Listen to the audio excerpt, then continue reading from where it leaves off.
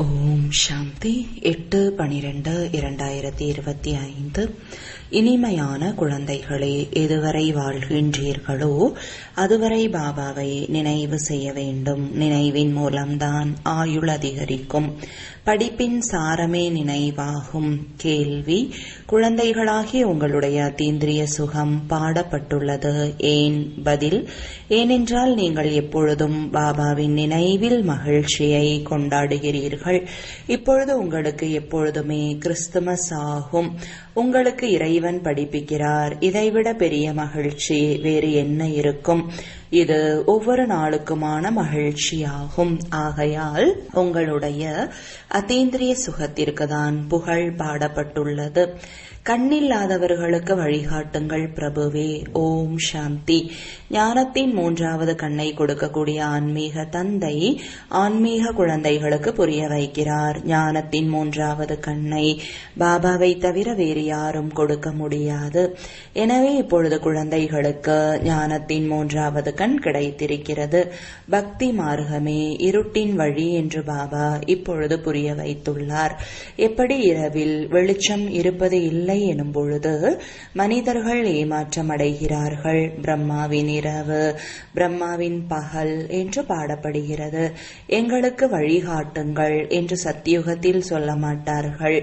ஏனென்றால் இப்பொழுது உங்களுக்கு வழி கிடைத்து கொண்டு இருக்கிறது.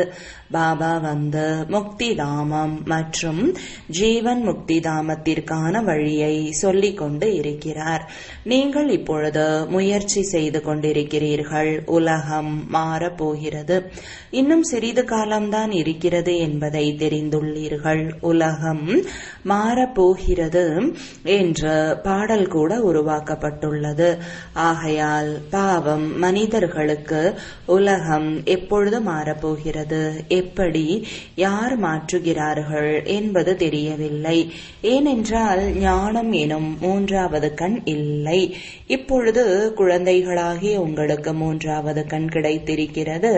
அதன் மூலம் நீங்கள் இந்த சிருஷ்டி சக்கரத்தின் முதலிடை கடைசியை தெரிந்து கொண்டீர்கள். மேலும் இந்த ஞானம் மிகவும் இனிப்பானது உங்களுடைய புத்தியில் இருக்கிறது. எப்படி சிறிதளவு சாக்கரின் கூட மிக மிக இனிப்பானதாக இருக்கிறதோ அதுபோல ஞானத்தின் இந்த 2 சொற்கள் மன்மனாபவ, இவைதான் அனைத்தையும் விட இனிமையான பொருளாகும். பாபாவை நினைவு செய்யுங்கள், அவ்வளவுதான். பாபா வருகிறார், வந்து வழி கூறுகிறார். எங்கே செல்வதற்கான வழியை கூறுகிறார்? சாந்தி தாமம் மற்றும் சுகதாமம் செல்வதற்கான வழி. எனவே குழந்தைகளுக்கு மகிழ்ச்சி ஏற்படுகிறது. மகிழ்ச்சி எப்பொழுது கொண்டாடப்படுகிறது என்பதை உலகம் தெரிந்திருக்கவில்லை. மகிழ்ச்சி என்பது புதிய உலகத்தில் கொண்டாடப்படுகிறது அல்லவா? இது முற்றிலும் சாதாரணமான விஷயம். பழைய உலகத்தில் மகிழ்ச்சி எங்கிருந்து வந்தது? பழைய உலகத்தில் மனிதர்கள் ஐயோ ஐயோ என்று சொல்லிக் கொண்டிருக்கிறார்கள். ஏனென்றால் தமோ பிரதானமாகும். தமோ பிரதானமான உலகத்தில் மகிழ்ச்சி எங்கிருந்து வந்தது? சத்தியுகத்தை பற்றிய ஞானம் யாரிடத்திலும் இல்லை. ஆகையால் பாவம் இங்கே மகிழ்ச்சியை கொண்டாடி கொண்டு இருக்கிறார்கள். பாருங்கள், கிறிஸ்துமஸ் பண்டிகையை எவ்வளவு மகிழ்ச்சியாக கொண்டாடுகிறார்கள். பாபா கூறுகிறார், ஒருவேளை மகிழ்ச்சியை பற்றி கேட்க வேண்டும் என்றால் என்னுடைய குழந்தைகளிடம் கேளுங்கள். ஏனென்றால் பாபா மிகவும் சகஜமான வழியை கூறிக்கொண்டிருக்கிறார். குடும்ப காரியங்களில் இருந்து கொண்டே தங்களுடைய தொழில் போன்ற கடமைகளை செய்து கொண்டே தாமரை மலருக்கு சமமாக இருங்கள் மற்றும் என்னை நினைவு செய்யுங்கள். எப்படி நாயகன் நாயகிகள் இருக்கிறார்கள் அல்லவா? அவர்களும் கூட தொழில் போன்றவற்றை செய்து கொண்டே ஒருவர் மற்றவரை நினைவு செய்து கொண்டு இருக்கிறார்கள். லைலா, மஜ்னு, ஹீரா, ராஞ்சாவை போல் அவர்களுக்கு கூட காட்சி கிடைக்கிறது. அவர்கள் விகாரத்திற்காக ஒருவர் மற்றவர் மீது அன்பானவர்களாக இருப்பதில்லை. அவர்களுடைய அன்பு புகழப்படுகிறது. அதில் ஒருவர் மற்றவருக்கு பிரியமானவர்களாக ஆகிறார்கள். ஆனால் இங்கே அப்படிப்பட்ட விஷயமில்லை. இங்கே நீங்கள் பல பிறவிகளுக்கு பிரியமானவருக்கு நாயகிகளாக இருக்கிறீர்கள். அந்த நாயகன் உங்களுக்கு ஒரு பொழுதும் நாயகியாவது கிடையாது. ஹே பகவானே, கண்ணில்லாதவர்களுக்கு வந்து வழிகாட்டுங்கள் என்று நீங்கள் அவரை அழைக்கிறீர்கள். நீங்கள் அரைக்கல்பம் அழைத்தீர்கள். எப்பொழுது துக்கம் அதிகமாகிறதோ அப்பொழுது அதிகமாக அழைக்கிறீர்கள். அதிக துக்கத்தில் அதிகமாக நினைவு செய்பவர்களும் இருக்கிறார்கள். இப்பொழுது நினைவு செய்பவர்கள் எவ்வளவு அதிகமாக இருக்கிறார்கள் என்று பாருங்கள். துக்கத்தில் அனைவரும் நினைவு செய்வார்கள் என்று பாடப்பட்டுள்ளது அல்லவா? காலம் செல்ல செல்ல அதிகமாக தமோ பிரதானமாக ஆகிக்கொண்டே செல்கிறது. ஆக நீங்கள் உயர்ந்து கொண்டே செல்கிறீர்கள். அவர்கள் இன்னும் இறங்கிக் கொண்டே செல்கிறார்கள். ஏனென்றால் இதுவரை விநாசமாகும் வரையிலும் தமோ பிரதானம் வளர்ந்து கொண்டே இருக்கும். நாளுக்கு நாள் மாயையும் தமோ பிரதானமாக ஆகிறது. இந்த சமயத்தில் பாபாவும் சர்வசக்திவானாக இருக்கிறார் என்றால் மாயையும் இந்த சமயத்தில் சர்வசக்திவானாக இருக்கிறது. அதுவும் பலசாலியாக இருக்கிறது. குழந்தைகளாகி நீங்கள் இந்த சமயத்தில் பிரம்மாவின் வாய்வழி வம்சத்தை சார்ந்தவர்கள். பிராமண குலத்தின் அலங்காரம் ஆவீர்கள். உங்களுடையது அனைத்தையும் விட உத்தமமான குலம். இதனை உயர்ந்ததிலும் உயர்ந்த குலம் என்று சொல்லப்படுகிறது. இந்த சமயத்தில் உங்களுடைய இந்த வாழ்க்கை மிகவும் மதிப்பு வாய்ந்ததாகும். ஆகையால் இந்த சரீரத்தை பாதுகாக்க வேண்டும். ஏனென்றால் 5 விகாரங்களின் காரணத்தினால் ஷரீரத்தின் ஆயுள் கூட குறைந்து கொண்டே செல்கிறது அல்லவா? எனவே பாபா கூறுகிறார், இந்த சமயத்தில் 5 விகாரங்களை விட்டுவிட்டு நினைவில் இருந்தீர்கள் என்றால் ஆயுள் அதிகரிக்கும். ஆயுள் அதிகரித்து அதிகரித்து எதிர்காலத்தில் ஆயுள் 150 ஆண்டுகளாக ஆகிவிடும். இப்பொழுது இல்லை. ஆகையால் தான் பாபா கூறுகிறார், இந்த ஷரீரத்தை கூட மிக பாதுகாப்பாக வைக்க வேண்டும். இந்த ஷரீரம் ஒன்றிற்கும் உதவாது, மண்ணினால் ஆன பொம்மை என்று சொல்லப்படுகிறது.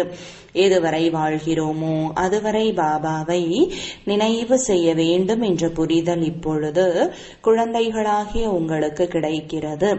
ஆத்மா பாபாவை ஏன் நினைவு செய்கிறது? ஆஸ்திக்காக ஆகும்.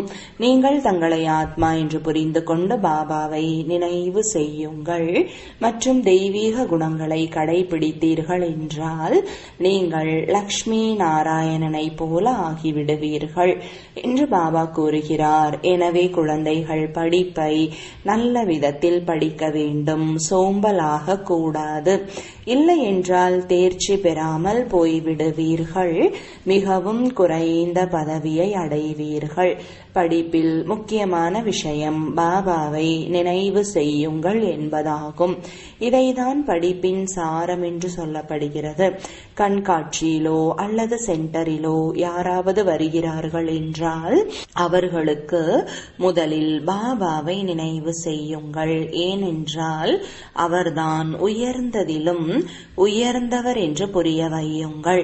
எனவே உயர்ந்ததிலும் உயர்ந்தவரை தான் நினைவு செய்ய முடியும். அவரை விட குறைந்தவர்களை நினைவு செய்ய வேண்டுமா என்ன? உயர்ந்ததிலும் உயர்ந்தவர் பகவான் என்று சொல்லப்படுகிறது. பகவான் தான் புதிய உலகத்தை உருவாக்குகிறார். பாருங்கள், பாபாவும் கூட நான் புதிய உலகத்தை உருவாக்குகிறேன், ஆகையால் என்னை நினைவு செய்தீர்கள் என்றால் உங்களுடைய பாவங்கள் அழிந்துவிடும் என்று கூறுகிறார். எனவே இதை உறுதியாக நினைவில் வைத்துக் கொள்ளுங்கள். ஏனென்றால் பாபா தூய்மையற்றவர்களை தூய்மையாக்க கூடியவர் அல்லவா?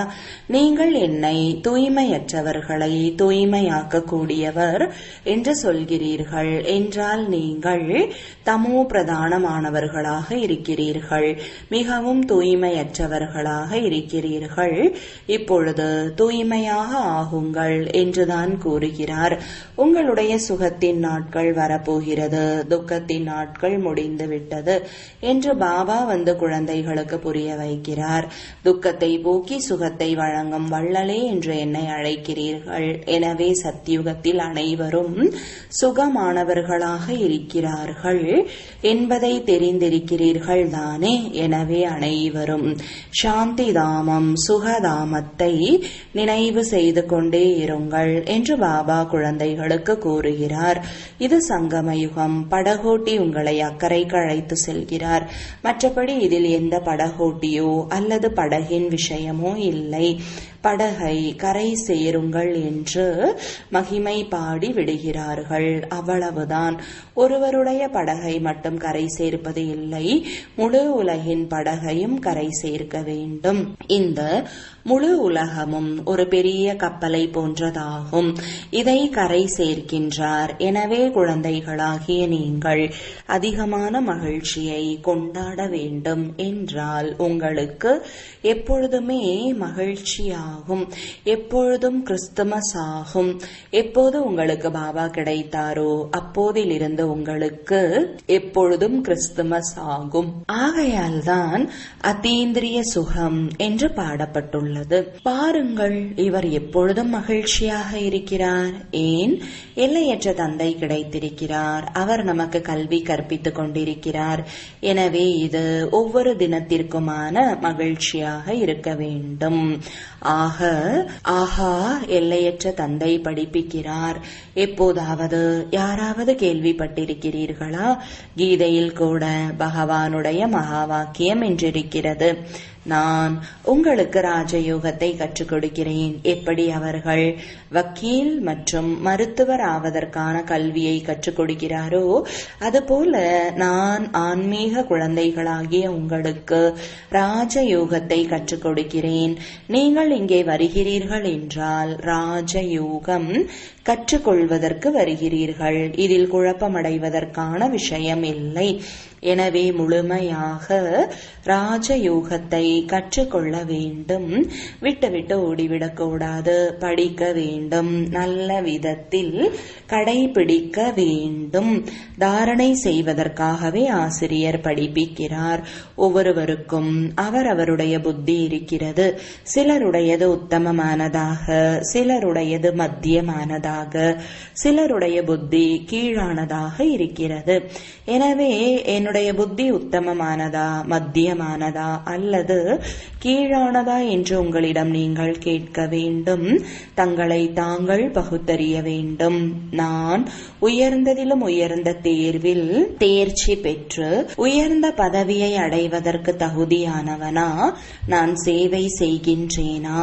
பாபா கூறுகிறார், குழந்தைகளே, சேவாதாரியாக ஆகுங்கள். பாபாவை பின்பற்றுங்கள். ஏனென்றால் நானும் சேவை செய்கிறேன் அல்லவா?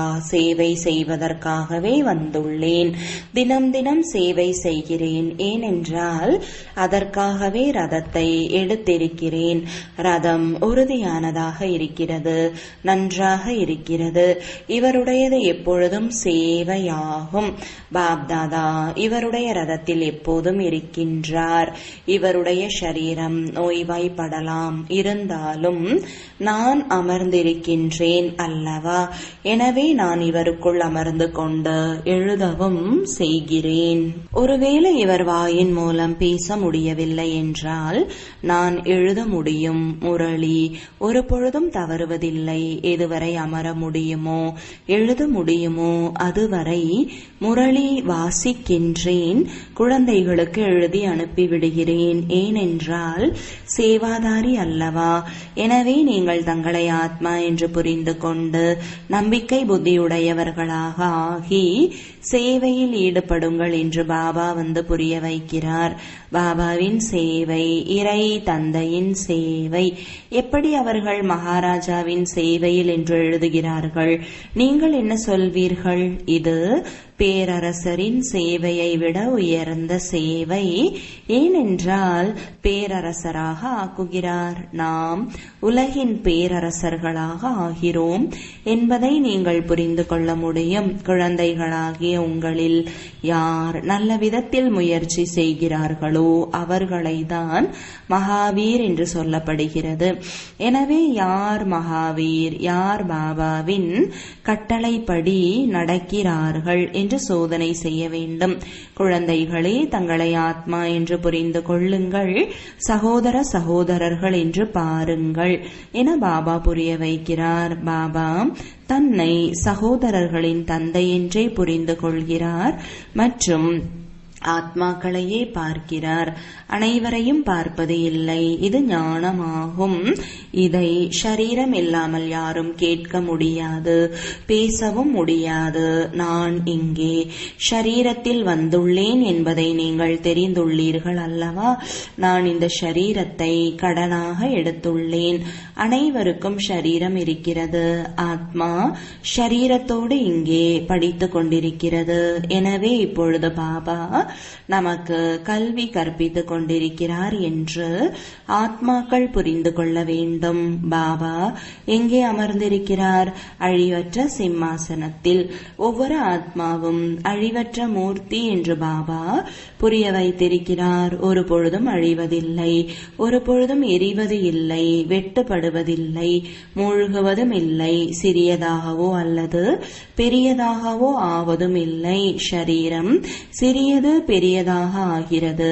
ஆக உலகத்தில் இருக்கின்ற மனிதர்கள் அனைவருக்குள்ளும் இருக்கின்ற ஆத்மாக்களின் அழிவற்ற சிம்மாசனம் இந்த புருவ மத்தியாகும். ஷரீரம் வெவ்வேறாக இருக்கிறது.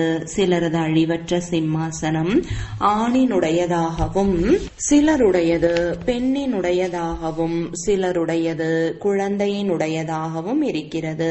எனவே எப்போதெல்லாம் பிறரிடம் பேசுகிறீர்கள் என்றால் நான் ஆத்மா என்னுடைய சகோதரனிடம் பேசுகிறேன் என்று புரிந்து கொள்ளுங்கள். சிவபாபாவை நினைவு செய்தீர்கள் என்றால் ஆத்மாவில் படிந்துள்ள துரு நீங்கிவிடும் என்று தந்தையின் அறிமுகத்தை கொடுங்கள். எப்படி தங்கத்தில் வேறு உலோகத்தின் கலப்பு செய்துவிட்டால் அதன் மதிப்பு குறைந்து விடுகிறது, அதுபோல உங்களுடைய மதிப்பும் கூட குறைந்து விட்டது. இப்பொழுது முற்றிலும் மதிப்பற்றவர்களாக ஆகிவிட்டீர்கள். நம்மை திவாலானவர்கள் என்றும் சொல்லப்படுகிறது. பாரதம் எவ்வளவு செல்வந்தர் நாடாக இருந்தது. இப்பொழுது கடன் வாங்கி கொண்டிருக்கிறார்கள். விநாசத்தின் போது அனைவருடைய பணமும் அழிந்துவிடும். கொடுக்கக்கூடியவர்கள், வாங்கக்கூடியவர்கள் அனைவரும் அழிந்து விடுவார்கள். மற்றபடி யார் அழிவற்ற ஞான ரத்தினங்களை எடுக்கக்கூடியவர்கள் இருக்கிறார்களோ அவர்கள் வந்து பிறகு தங்களுடைய பாக்கியத்தை அடைவார்கள். நல்லது. இனிமையிலும் இனிமையான காணாமல் போய் கண்டெடுக்கப்பட்ட செல்லமான குழந்தைகளுக்கு தாயும் தந்தையுமான பாப் தாதாவின் அன்பு நினைவுகளும் காலை வணக்கங்களும். ஆன்மீக குழந்தைகளுக்கு ஆன்மீக தந்தையின் வணக்கங்கள். ஆன்மீக தந்தைக்கு ஆன்மீக குழந்தைகளின் அன்பு நினைவுகளும் வணக்கங்களும். தாரணைக்கான முக்கிய சாரம்: பாபாவை பின்பற்றி பாபாவிற்கு சமமாக சேவை செய்யக்கூடியவர்களாக வேண்டும். நான் உயர்ந்ததிலும் உயர்ந்த தேர்வில் தேர்ச்சி பெற்று உயர்ந்த பதவியை அடைவதற்கு தகுதியானவனாக இருக்கிறேனா என்று தங்களை தாங்கள் சோதனை செய்ய வேண்டும். இரண்டாவது, பாபாவின் கட்டளைப்படி நடந்து துணிச்சல் நிறைந்தவராக வேண்டும். எப்படி பாபா ஆத்மாக்களை பார்க்கிறாரோ, ஆத்மாக்களுக்கு படிப்பு சொல்லித் தருகிறாரோ, அதுபோல ஆத்மா சகோதர சகோதரர்களை பார்த்து பேச வேண்டும். வரதானம்: உயர்ந்த தன்மையின் ஆதாரத்தில் நெருக்கத்தை கொண்டு வருவதன் மூலமாக கல்பத்தின் மிக உயர்ந்த பலனை பெறுபவராகி சிறப்பான நடிகர் ஆகுக. விளக்கம்: இந்த பிறவியின் வாழ்வின் உயர்ந்த தன்மைக்கு ஆதாரம் இரண்டு விஷயங்கள். ஒன்று, எப்பொழுதும் பிறருக்கு உபகாரம் எப்பொழுதும் பிறருக்கு உதவி செய்பவராக இருப்பது. இரண்டாவது, பால பிரம்மச்சாரியாக இருப்பது.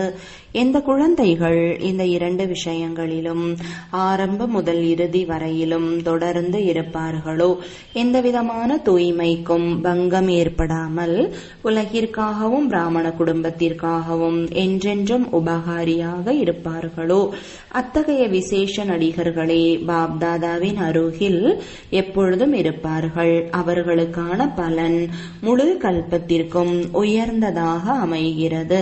ஸ்லோகன்: என் எண்ணம் வீணானால் மற்ற அனைத்து பொக்கிஷங்களும் வீண் ஆகி விடுகிறது. அவ்யக்த சமிஞ்சை இப்பொழுது சம்பன்னம் மற்றும் கர்மாதீத் ஆவதற்காக ஆர்வத்துடன் செயல்படுங்கள். கர்மாதீத் நிலையை அனுபவம் செய்ய ஞானம் கேட்பது, சொல்வது கூடவே இப்பொழுது பிரம்மா தந்தைக்கு சமமாக விலகிய அஷரீரி நிலையின் பயிற்சியில் விசேஷமான கவனம் கொடுக்க வேண்டும். பிரம்மா பாபா வாழ்நாளில் இருக்கும் போதே கர்மாதீத் நிலையை அடைவதற்கு முன்பே நடைமுறை வாழ்வில் அன்பாகவும் விலகியும் இருந்து நேருக்கு நேராக அனுபவம் செய்ய வைத்தார். சேவையையோ எந்த செயலையோ விட்டுவிடவில்லை.